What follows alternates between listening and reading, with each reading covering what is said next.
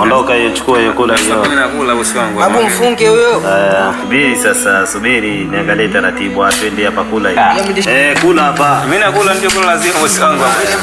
Game bado haijaisha hii. Allah Taala barakatuh ndugu zangu. Wa alaykum salaam wa rahmatullah. Vipi ana ustazi? Karibu bwana ustazi.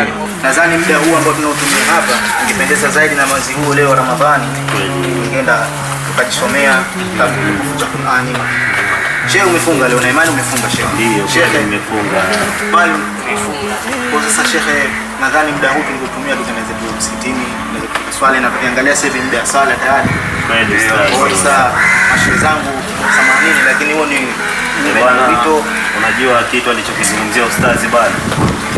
Hauna kosea ndugu zangu kwa sasa inshallah muda umefika. Mwenyezi Mungu ametuambia kwamba fadhakir inma anta mudhakkir.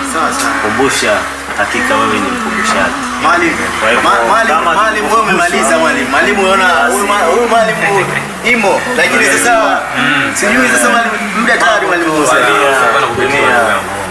Basi inshallah starehe ni zile starehe chache tulizoambiwa kwamba hayata dunia illa mata'ul ghurur, kwamba haikuwa starehe za dunia isipokuwa yani ule ubora au utamu wa dunia ni starehe yani chache kabisa, yani za muda mfupi. Mwalimu tunamkeni basi naona inshallah ili kuja kufanya kwa muda mwingine ndio nifanye muda kutosha.